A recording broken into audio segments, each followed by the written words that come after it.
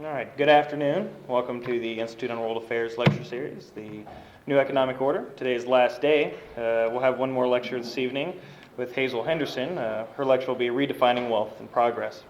Today's lecture is Cashing in the Real Peace Dividend, Restructuring the National and Global Economies for a Post-Cold War World. Our speaker is Lloyd Dumas, who taught economics at the City University of New York and engineering at Columbia University before becoming a professor of political economy at the University of Texas in Dallas. He is author of The Overburdened Economy, Uncovering the Causes of Chronic Unemployment, Inflation, and National Decline, and also co-author of The Political Economy of Arms Reduction, Reversing Economic Decay, and Making Peace Possible, The Promise of Economic Conversion. We also have copies of those books available back there. He's also, for the past year and a half, been working on the Governor's Task Force for an economic transition for Texas, converting the economy from a military one to an industrial one. So if you'll help me welcome Mr. Lloyd Dumas.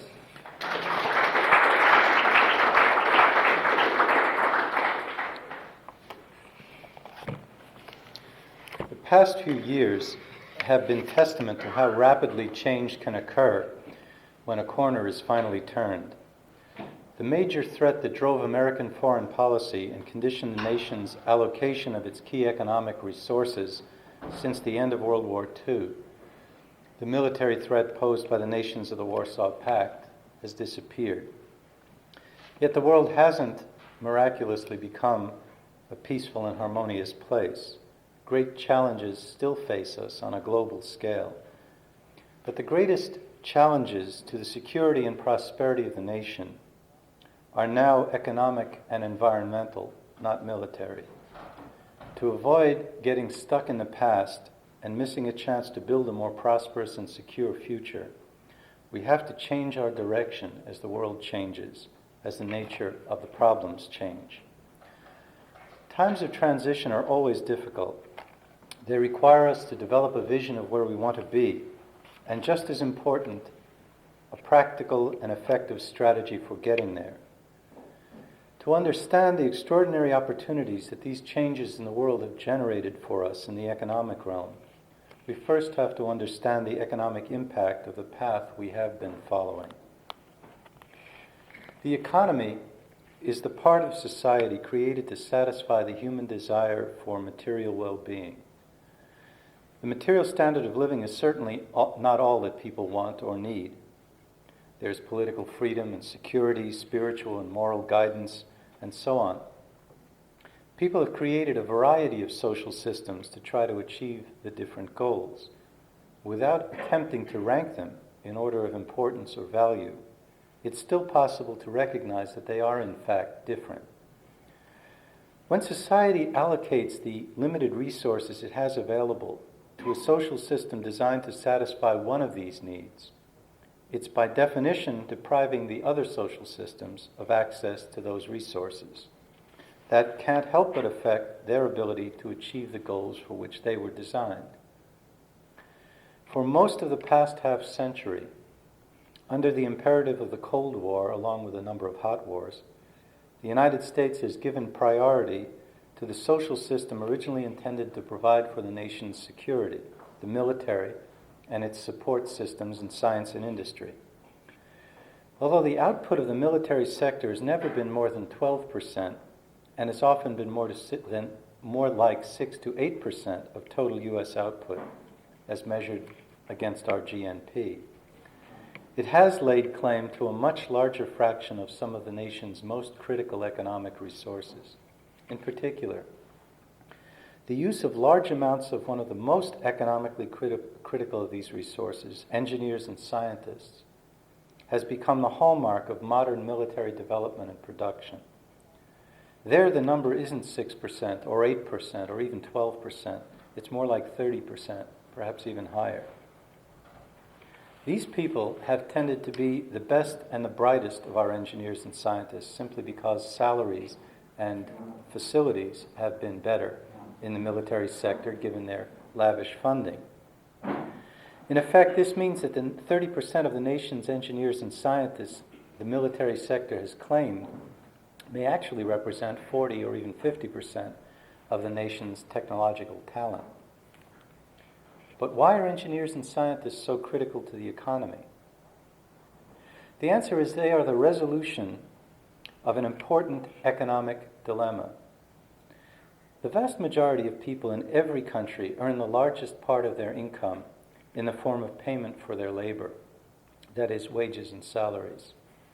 Therefore, in order to have widespread and sustained improvement in the material standard of living of people over time, wages and salaries must continually rise. High wages are not a problem, as some have argued. They are the means by which the economy's chief purpose, improving people's material well-being, is achieved for the broad mass of the population. On the other hand, wages and salaries are also a cost. For most producers, the largest part of their cost. And if the largest part of their cost is high and rising, that creates a powerful pressure on producers to raise prices. But if producers raise their prices as fast as labor costs are rising, what economists call a cost-push inflation is created, and that destroys the value of the higher wages. So if your wages going up 10% a year, but prices are also going up 10% a year, you're not getting anywhere. There's no improvement in the material standard of living. Furthermore, if that process of costs of labor pushing up prices continues, it will force domestically produced products' prices up relative to those charged by foreign competitors. And domestic industries will price themselves out of the market.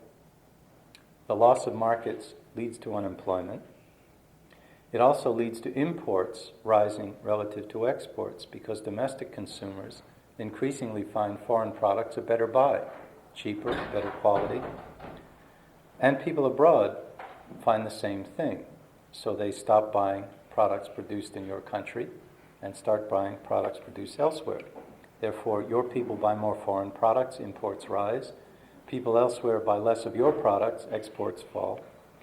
And you wind up with trade deficits. Non-competitive industries, chronic unemployment, stagnated or declining standard of living result. On the whole, it's not a pretty picture. So the dilemma is this.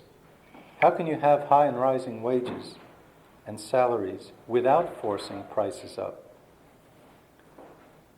The answer to that is invention and innovation, finding better ways of producing, more efficient production processes, better tools with which workers can work, improved designs for products that allow them to be produced more efficiently. Rises in the cost of labor, or for that matter, the cost of anything that producers need to produce, materials, fuels, etc., can be partially, completely, or even more than completely offset by improvement in product and process technologies. And of course, scientists and engineers are the key to expanding technical knowledge base and applying that knowledge to increasing productive efficiency. Therefore, they're the key to resolving the economic dilemma. It's important to note that this is not merely a theoretical possibility that I'm talking about. It's an historical fact. There is little doubt that the remarkable ability of American engineers and scientists to innovate was central to the spectacular record of rising living standards that made the American economy a model for much of the rest of the world, at least until the past few decades. When the U.S. made the decision to vigorously pursue the arms race after World War II, it was simultaneously deciding to allocate a large fraction of its engineers and scientists, among other resources, to the military sector. It's unlikely that the negative economic impacts of such an allocation were well understood. They certainly were unintentional, but they're all around us today. By interfering with the key mechanism that allowed wages and product quality to rise while product prices remained stable, the arms race undermined the American economy at its historic source of strength. The pace of civilian commercial innovation and invention slowed as the result of this internal brain drain from the civilian to the military sector. And as a result, our crucial ability to offset costs with greater efficiency of production began to disappear. From a position of extraordinary economic dominance at the end of World War II, U.S. industry slowly lost its competitive edge. By the mid-1960s, there was plenty of evidence that this process was well underway. In 1971, America turned an important corner in its trade with the rest of the world. A remarkable record of 77 straight years of trade surpluses, exporting more than we imported. 77 years, and that's not an average over the time. That's every single year. We ran a trade surplus for more than 3/4 of a century. That record in 1971 turned into 2 decades of continuing trade deficits, importing more than we export. That is still going strong. The American standard of living reached a peak in 1973 and went into an ongoing downhill slide.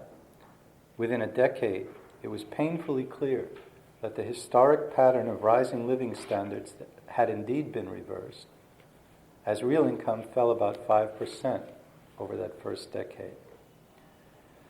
It's sad to say, but it's true, that this generation of Americans, now in college, now entering the labor force, is the first generation in this country's history that is looking at a lower standard of living than its parents. We have reversed our remarkable record of continually improving the well-being of each succeeding generation. During the 1980s, we managed to paper over the obvious deterioration of the American economy by engaging in what is best known as an orgy of debt. By cutting taxes at the same time we engaged in a large and prolonged military buildup, we drove the national debt skyward. In 1 decade, the national debt more than tripled, and interest on the national debt became one of the biggest items in the federal budget. That is to say, we added, in the 1980s alone, twice as much to the national debt as we had added in the 200 years of our history preceding the 1980s. By the late 1980s, the interest on the national debt, combined with the military budget, just those 2 items alone, accounted for 85 to 90 cents of every dollar of federal income tax collected from individuals, families, and corporations in the United States. It's not a great surprise that it's been very difficult to balance the federal budget when we're using 85 to 90 cents of every dollar of federal income tax revenue just for paying interest on the debt and for funding the military budget. But it wasn't just the national debt of the United States that soared during the 1980s. In 1980, the United States was a creditor nation internationally to the tune of some $100 billion. That means $100 billion more was owed to Americans by people outside the country than Americans owed to people outside the country. We were a net creditor internationally to the tune of $100 billion, and we had been a net creditor nation every year since 1914, 70 years. By the beginning of the 1990s, well, let me go back a step. By the middle of the 1980s, 5 years later, we became a net debtor nation for the first time in 70 years. And by the beginning of the 1990s, we were more than $400 billion in debt internationally. In other words, we went from being the world's largest creditor nation internationally to being the world's largest debtor nation internationally in less than a decade. I think that qualifies as an orgy of debt. For a while, this process of running up the national MasterCard bill, so to speak, created the appearance of progress in resolving our economic problems. But it did nothing to address the underlying deterioration of American industrial competitiveness. In fact, it was worse than nothing. All that borrowing made it extremely difficult to fund a variety of programs critical to rebuilding the nation's competitiveness, not to mention programs of environmental cleanup or health care, or programs aimed at addressing the tragic problems of drug addiction, homelessness, and hunger here in the United States and around the world. If we had used that borrowed money to invest in new industrial equipment, in a surge of commercial research and development, in anything that's capable of generating new wealth with which to pay back the loans, our indebtedness wouldn't be a problem. But we didn't put it to such use. So we're going to have to pay back all that we borrowed from those outside the country with interest out of our existing wealth. And that will simply accelerate the decline in our living standard. Let me put it to you in a simple way. It's not being in debt that's the problem. It's what you do with the money you borrow. If you went to the bank, you developed a really good business plan, starting up a new business, and you needed, let's make it simple, $1 million loan to get this business going. But you'd really done your homework, you had a good idea, you knew what you were doing, you organized things well, you sold the business plan to the bank, they give you a loan, they say, okay, it sounds good to us, here's the loan. They give you a loan for $1 million. You're now $1 million in debt. You take the money, you start building the business. You work hard, you get some breaks, things go well. You start generating new wealth from that business. With that new wealth, you can pay back the $1 million you borrow with interest, and you're still much better off than if you'd never borrowed the money, and therefore never started the business. So it's not being in debt that's the problem. But suppose we take the same scenario. You get $1 million loan for the bank, and then you think to yourself, gee, I've got $1 million in the bank. I can have a good time. So you start traveling around the world and buying fancy clothes and cars and so on. The problem is, for the short run, everything looks great. Your standard of living zooms. But when the bills come due, you've got to pay it back out of your hide. You have no new source of income to pay back that money. If that doesn't work, then borrowing the money is a tremendous disadvantage. Unfortunately, what we did was more like the latter than like the former. Except we didn't have all that good a time, to tell you the truth. We could have at least had that going for us. It's past time to get serious about rebuilding the economic base of this country. We have to stop making excuses for our poor economic performance, for our inability to compete head-to-head with foreign producers. We have to stop telling ourselves it's okay every time we lose yet another market because the computer industry or some other industry we haven't yet lost will save us, or because we're becoming a service economy, a post-industrial state. What we are experiencing is not the evolution of an economy comparable to what happened when we stopped being mainly an agricultural society and became an industrialized country. That's the analogy that's often given. They say, well, in the past we went from being agricultural to industrial, that was the first step, and now we're going the next step from industrial to post-industrial to a service economy. But that's not what's going on at all.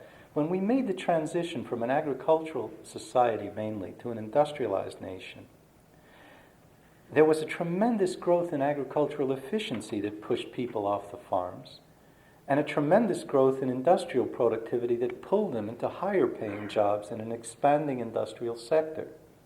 What we are seeing now is people being pushed out of an industrial sector that is contracting because it's become relatively inefficient and is therefore losing markets, and they're being pulled into, those of them that get any jobs, into lower paying jobs in a not very productive service sector. This is not progressive economic evolution. It's regressive economic decay, and it's time to turn things around. There is no serious prospect of getting the U.S. economy back on a long-term viable growth path without a dramatic increase in the rate of civilian commercial technological progress. And this cannot be done without a major infusion of engineering and scientific talent into the civilian sector. There is no domestic source of enough technological talent to make this happen available in less than a generation but the military sector. Pleasant or unpleasant, that's the reality. Fortunately, we now find ourselves in an international situation so much improved that we have little reason to maintain anything near the level of military spending in general, or military research and development in particular, that we have maintained in the past half century. What appears to us to be a difficult economic problem, what to do with all the people and facilities that are no longer needed in the military sector, is actually an exciting economic opportunity. It's nevertheless true that the process of economic conversion, taking people and facilities through the transition from a military-oriented to civilian-oriented activity, is not a simple process. It will not automatically be handled by the market. There is a wall between the military and civilian sectors. In many ways, they are different worlds. That is especially true both for managers and for research and development activities. The military sector is a performance-driven, relatively cost-insensitive sector. The products that come out of the military sector have to be capable of extreme performance under unusually hostile operating conditions. People are, after all, shooting at the product. It has to be able to operate in a desert one day, in a dusty environment, in a humid environment the next day, in a jungle the next day, in cold climates the next day. It's operating conditions of vibration and shock and stress and environmental dirt and so on that are very difficult for a product. And the product itself has to perform to extreme capabilities, because the perception is that if you can make a fighter plane that climbs a little more sharply or that goes a little faster, that will give you a critical advantage in a battle. Therefore, the performance stress is enormous in the military sector. But cost is not a critical consideration. The rule has been, if you can make it perform, do it, we'll pay, whatever it costs. The civilian sector is almost exactly the opposite. Their cost is critical. The key to producing the key is producing products people want at a low enough price to be affordable and competitive. Products must perform well. But it's not necessary that every conceivable increment of performance be squeezed out of the product. And in general, civilian products operate under much less hostile operating conditions. Think of it in simple terms. Your refrigerator, your television set, doesn't have to re-enter the atmosphere. It doesn't get shot at. It doesn't have to be able to work outside in the dirt. It's operating under much more normal conditions. And nobody really cares if the refrigerator can cool 0.2 of a second faster or even a minute faster. It's not really important, especially if it's expensive. I encountered once when I was buying a refrigerator, an example just popped into my head, maybe about 8 or 10 years ago. 2 refrigerators side by side. They seemed to have the same cooling capacity, the same energy efficiency, and so on. One of them was $150 more expensive. So I called over the salesperson. I said, "Why is this machine more expensive?" And they said, "Oh, well, it's made with space-age plastics, from the space program." And I said, "Yeah?" And they said, "Well, that's it. It's made with this, and it's expensive." So I said, "My refrigerator isn't going to have to re-enter the atmosphere. I'll take the cheaper machine." And I think that's how consumers naturally behave.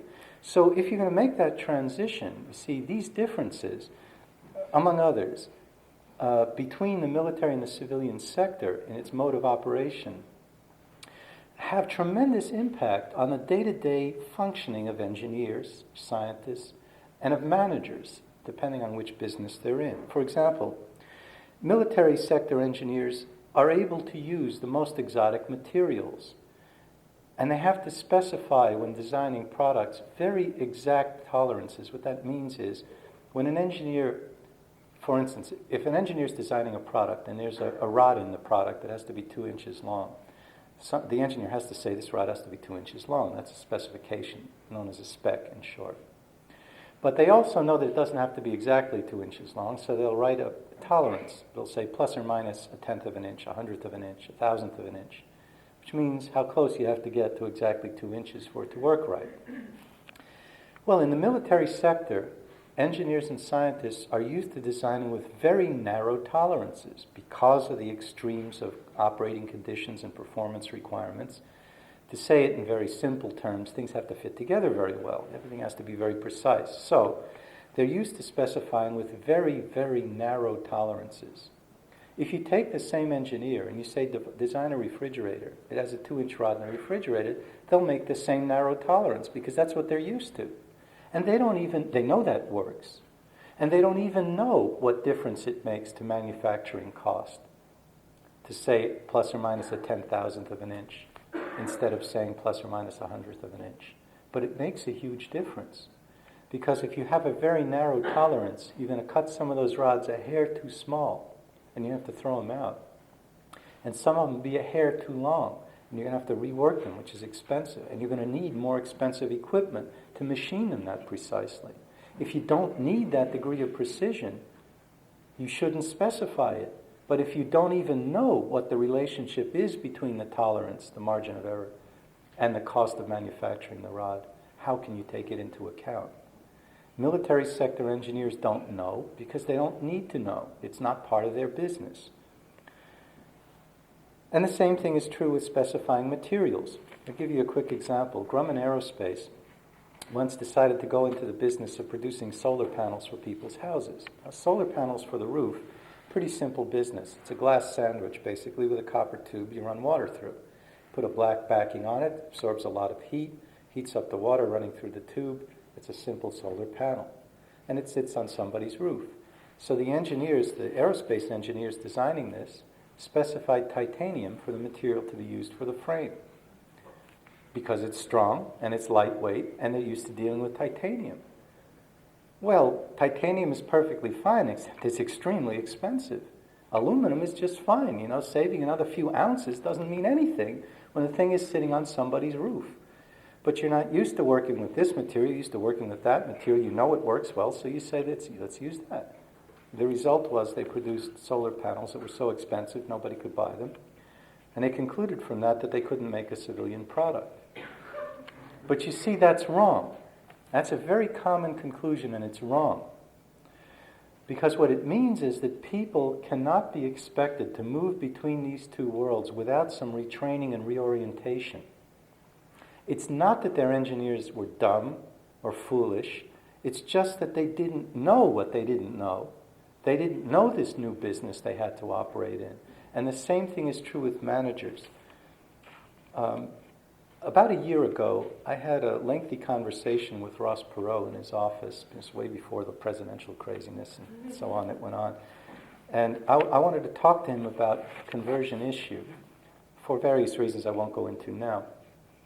And when I started to talk about the issue, Ross looked at me and he said, there's something wrong with what you're saying. I wouldn't let a manager from a military company anywhere near a civilian company that I owned. What the hell are you talking about? And I said to him, look, Ross, I understand what you're saying, and I'm telling you why it doesn't work. But you also know that those people are bright, they're capable, and they certainly can learn how to look at their job of managing from a different angle. And then he asked me what they would need to know, and we talked about it, and after a long discussion, he said, yeah, I guess you could do that. Well, of course you can do that. We're not made out of stone. People can learn things. Sometimes people have said to me, this can't be as big a problem as you're saying. Engineering is engineering, managing is managing. What difference does it make what kind of company it is, what kind of product it is? So I thought long and hard about how to make this clear. And I finally came up with an example that seems to work for most people. For more than 20 years now, I've been a university professor. I've taught undergraduates and graduate students in 2 different disciplines over time. I have a lot of experience at teaching. And let's assume I can do it, reasonably well. Suppose that somebody came to me and said, next week we want you to start teaching 2nd grade in elementary school. Right? It's teaching. Teaching is teaching. Right? I'm a teacher. If I'm a good teacher, I should be able to do it. But the thing is completely different context. I can't walk into a 2nd grade class and say, hi kids, read chapter 4 for next week, we'll talk about it. I can't do things like that. And I'll give you another simple example. If I walk into my classroom at the university and I notice somebody seems to be upset, somebody's got an expression, a little depressed or something like that, I might say something to them. I might say, you okay? I might not. But in any case, it's not my business. But if I'm a 2nd grade teacher and I see my kids are upset, I have to know why. I have to help, because otherwise they won't learn. And they're not old enough to take full responsibility for their lives. So of course it's teaching, just like teaching at the university, but in another sense it's profoundly different. That's why I use the term reorientation as well as retraining. These engineers and managers have to learn not just some different skills, they do need a few different skills, but they also have to learn a fundamentally different way of looking at what they're doing and at the goals of what they're doing in order to do it properly. And with that kind of retraining, they can make the transition and make it well. I want to take just a few minutes now to talk about something kind of different. Well, perhaps I should first say something about the process of planning and conversion. Let me give you a historical example and show the relevance for it, and then I'll want to talk about something a little bit more, perhaps a little more esoteric, but I think very important to keep in mind. In the year following World War II, some 30% of the American GNP was shifted from military to civilian production in 1 year, without causing the unemployment rate to rise above 3%. The conventional wisdom is that transition happened automatically as the result of natural market forces propelled by pent-up demand, unsatisfied demand for consumer products built up during the war because of rationing. Well, pent-up demand was clearly important, but there was a great deal of advanced planning done by all levels of government and by the private sector in preparation for that reconversion.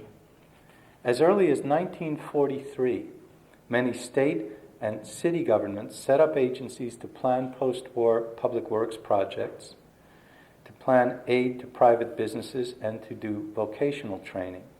The GI Bill of Rights played an important role in providing benefits that allowed many of those who had been in the military to get the kind of training and education that they would otherwise not have been able to afford. And not coincidentally, the GI Bill of Rights is one of the best investments we ever made in this country's history. It paid back to the federal government in extra tax revenue, just in this narrow calculation, extra tax revenue collected from people earning more because they were higher trained, 30 times what the program cost. 30 times what the program cost. That's what an investment of the right sort in education can do for an economy and for a government. That's not a bad return on investment. Private national business organizations like the U.S. Chamber of Commerce and the National Association of Manufacturers, not exactly radical groups, published reconversion planning reports as early as 1943. There was a private business group called the Committee for Economic Development that had 40,000 business people on local economic development committees throughout the country to assist business in planning early post-war production. In general, government at all levels assisted in retraining, took care of planning needed public works projects that could serve as civilian markets, and stimulated the economy as a whole. But private business did all of the micro-level company reconversion planning. At that time, weapons and related systems were being produced by civilian companies who turned to military production to support the war effort. That's why I referred to that shift as a reconversion. They were going back to business as usual for them. But today, most military sector organizations have never done anything but military-related business. For them, the military business is business as usual. The shift to civilian activities is a move to entirely new territory for them. Yet I think the same basic mix of government and private sector responsibilities seems a good model for today. That is, the government should take care of planning public works, of assisting in retraining, and so on, but the companies have to do the factory planning. It's a corporate planning job, not a government planning job. That kind of advanced planning, if we began it now, would help us to shift gears smoothly at the end of our 45 years war, the Cold War. Perhaps we need something like another GI Bill of Rights, this time for military sector workers, to get them reconnected to civilian business. Well, I want to briefly now go into another thing entirely, and I'll say it only very quickly, but I think it's worth saying. One of the important things about talking about conversion, about the issue of conversion, is that it doesn't let you off the hook easily. You can argue to stop doing something, and that's a self-contained statement, but if you argue that something should be converted, it immediately raises the question, to what? And to what, to me, doesn't just mean what gizmo we're going to make at this factory. It also means what kind of economy, what kind of society do we want? While we have to shift gears and aim ourselves in a different direction, why don't we think about what we really want to do? And so I want to argue to you that there are ways of using economic relationships, if they're properly structured, international economic relationships, to do a large part of the job that we previously have relied on military power to do. That is, to try to deal with international conflict and generate security for the country, for the nation. And I'm not going to talk, although it's part of the deal, it's a small part of the deal, I'm not going to talk about using economic sanctions in order to influence international behavior. That's a separate topic, but that's using a stick. What I'm going to talk about instead is the possibility of structuring economic relations in such a way as to provide positive incentives for nations to settle their disputes without shooting at each other. That's the issue. And I think you can build what I refer to as an international peacekeeping economy. I didn't say a peaceful economy, I said a peacekeeping economy. Based on four principles. The first one has to do with balancing independence and interdependence as national strategies. If everybody is dependent on external sources for the things they most critically need, that makes them very nervous. We fought a war in the Persian Gulf primarily because we were worried about critical external oil supplies.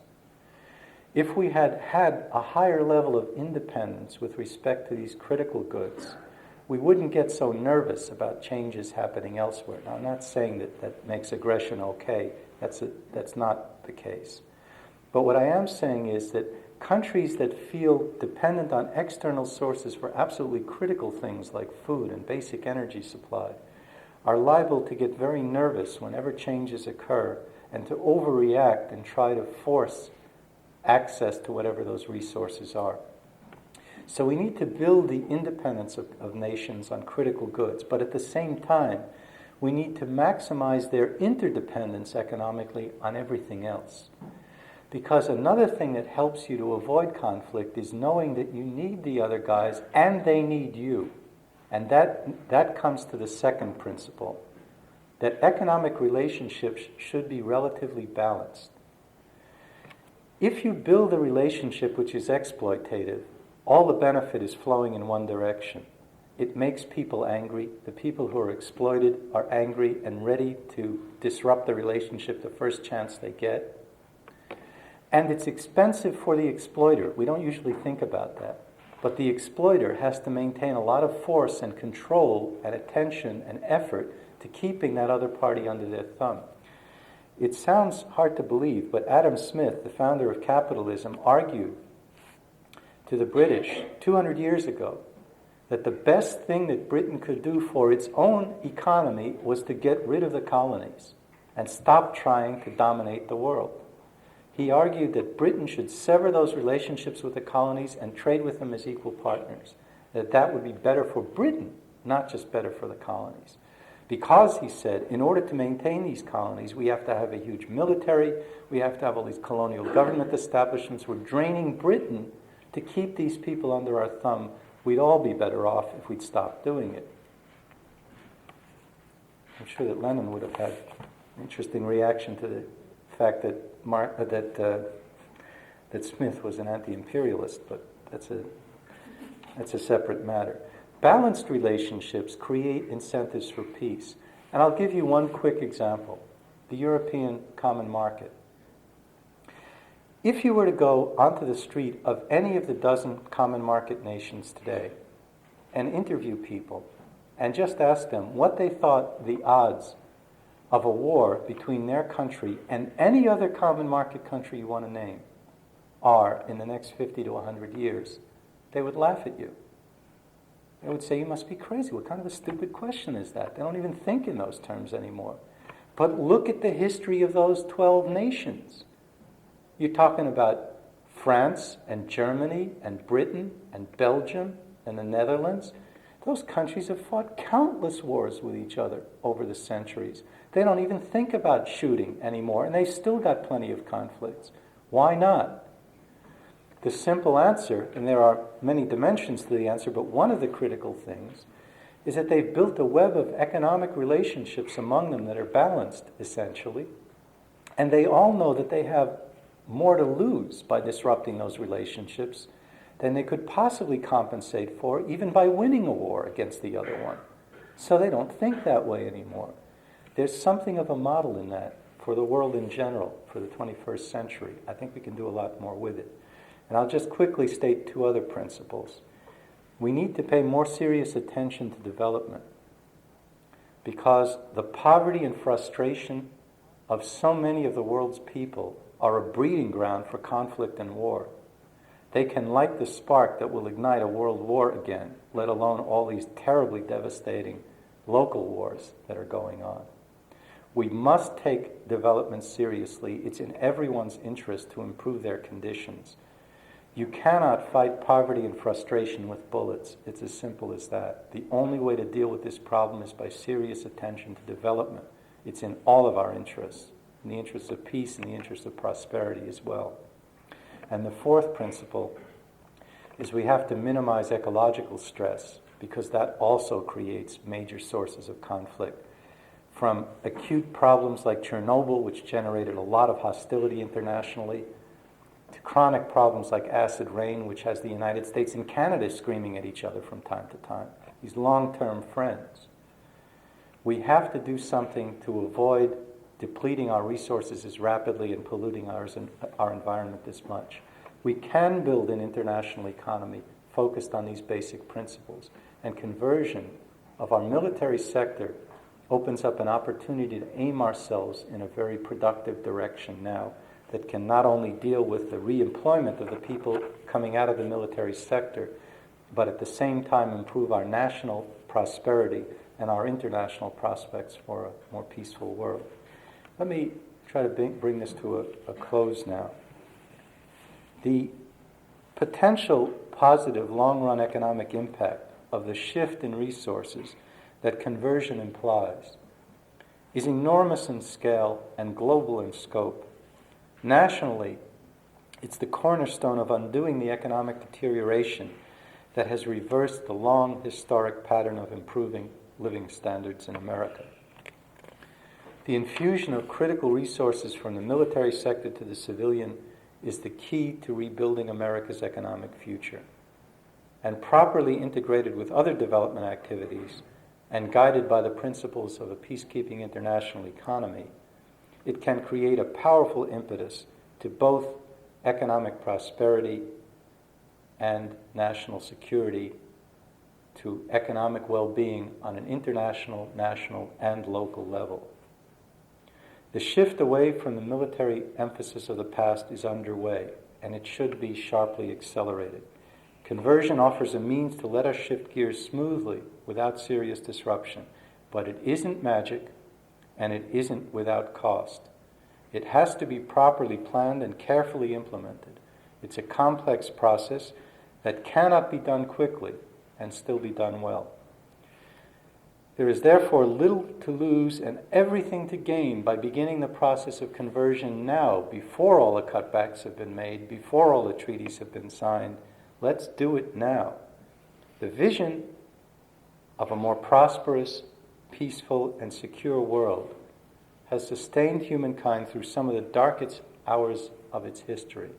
And some of those darkest hours of our history have been in this century. Always there have been those who insisted that this dream was achievable. Always there have been those who held that it was nothing but a beautiful illusion. Our technological capacity developed rapidly. Our social and political maturity has lagged far behind. Increasingly, we put our faith in our ability to manipulate the physical world and depended for our security on our ability to threaten and forcefully coerce each other. Finally, and inevitably, we placed in our own hands the capacity to bring the impressive history of our species to a quick and violent end. But just when it seemed like the cynics had won, a remarkable flowering of human freedom and creativity began. Nonviolent revolutions swept over a series of nations held firmly in the grasp of rigid authoritarianism. The violent antagonism of two powerful alliances of nations has melted away. An attempt to overthrow the new freedoms and reestablish an iron hand in the world's largest nation, the former Soviet Union, was beaten back by the commitment and determination of ordinary people who wouldn't let the dream die. The vision is reborn. There's still far too much anger, hatred, and antagonism in the world.